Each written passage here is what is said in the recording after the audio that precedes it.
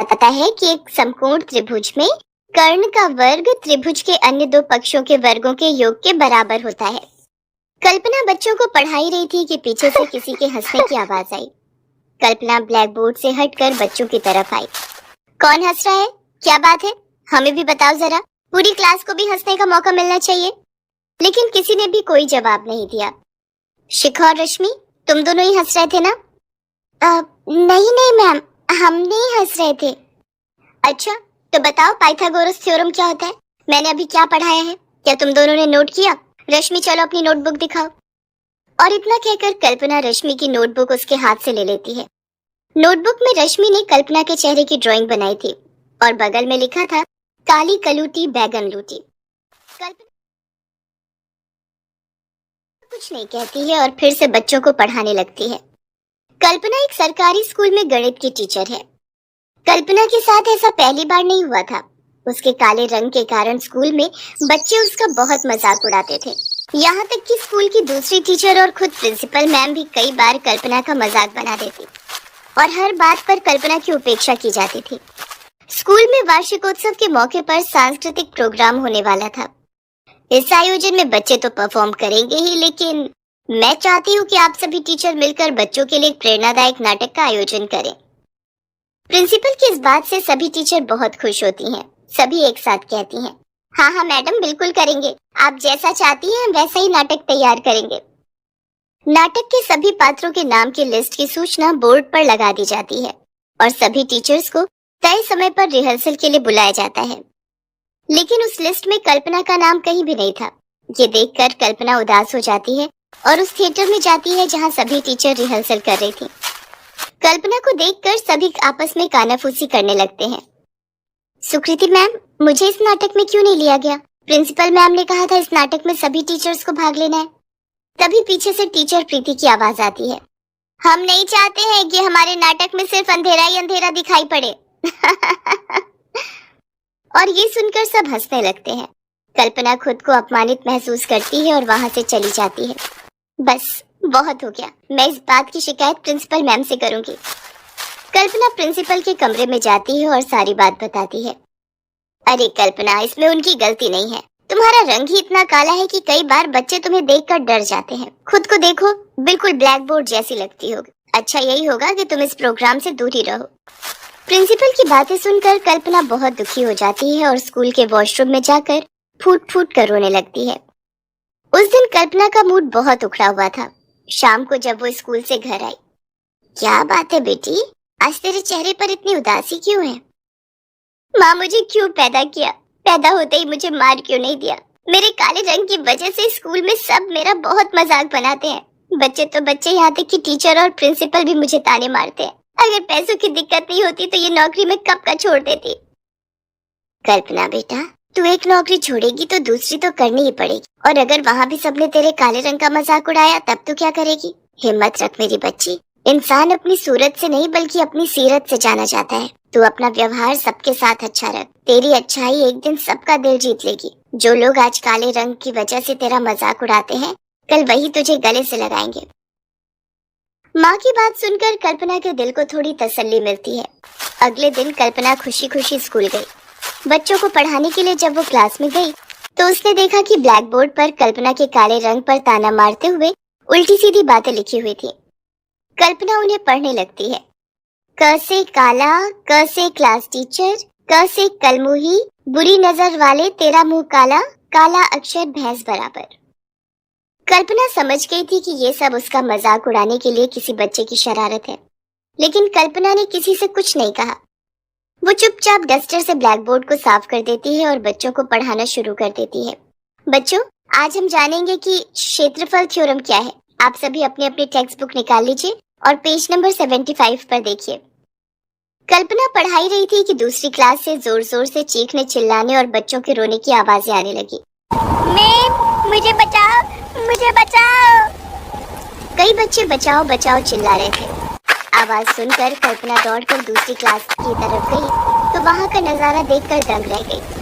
आग की तेज लपटों ने क्लासरूम को अपनी चपेट में ले लिया था। दरअसल क्लासरूम में शॉर्ट सर्किट की वजह से आग लग गई थी। क्लास की टीचर सुकृति मैम खुद तो आग से बचकर बाहर निकल आई थी, क्लास के कुछ बच्चे जो आगे की बेंच पर बैठे हुए थे वो भी बाहर निकल आए थे, लेकिन पीछे की बेंच पर बैठने वाले करीब 12 बच्चे क्लासरूम के अंदर फंसे हुए थे और खुद को बचाने की गुहार लगा रहे थे। सुकृति मैम, मुझे बचाओ, मुझे यहाँ से बाहर निकालो। लेकिन कोई भी उन बच्चों को बचाने के लिए आग में कूदने की हिम्मत नहीं कर पा रहा था। बच्चों की हालत कल्पना से देखी नहीं रही और अपनी जान की परवाह ना करते हुए वो बच्चों को बचाने के लिए आग में कूद गए।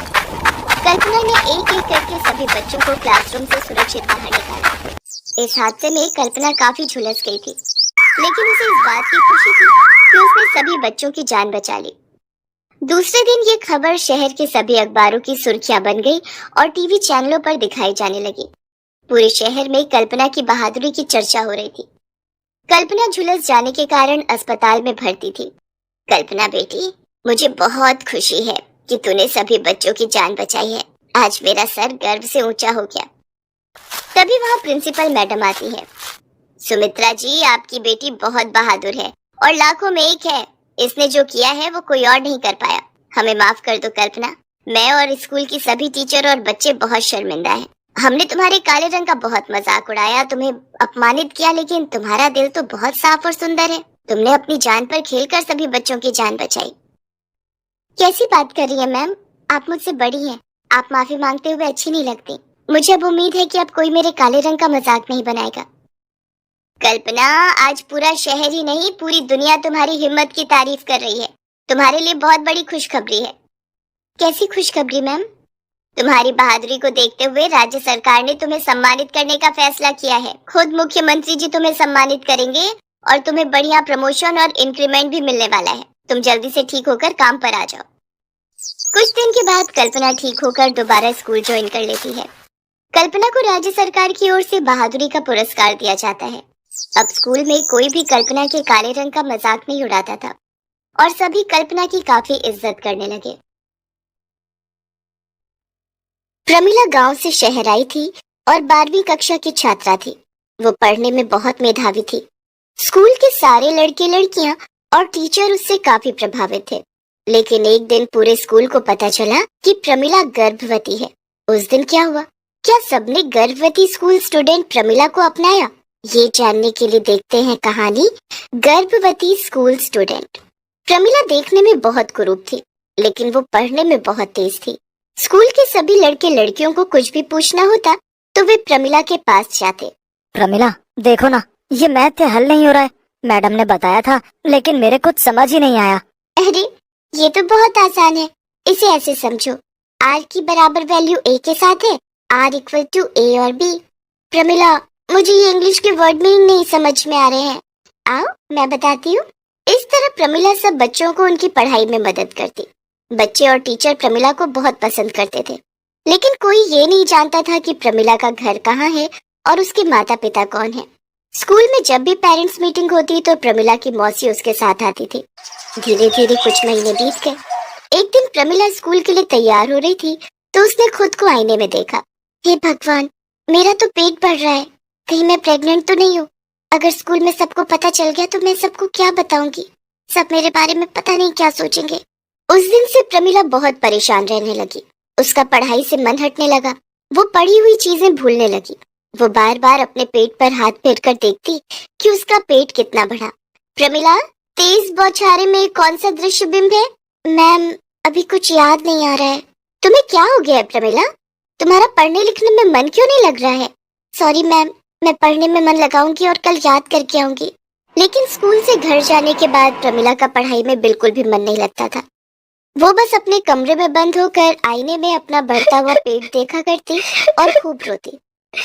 रोने और परेशान होने के कारण प्रमिला दिन पर दिन दुबली होती जा रही थी। एक दिन क्लास में प्रमिला को चक्कर आ गया। क्लास के सारे बच्चे और टीचर उसे उठाकर कॉमन रूम में ले गए और पानी के छींटे मारकर उसे होश में लेकर आए। मेरा सिर चकरा रहा है। मेरी आंखों के सामने अंधेरा छा रहा है। घबराओ मत प्रमिला, हम तुम्हें डॉक्टर के पास ले चलते हैं। डॉक्टर का नाम सुनकर प्रमिला डर गई और मन में सोचने लगी, कहीं मैं सचमुच प्रेग्नेंट हुई तो प्रिंसिपल मैडम को सच पता चल जाएगा और फिर पूरे स्कूल को पता चल जाएगा। नहीं, मैं डॉक्टर के पास नहीं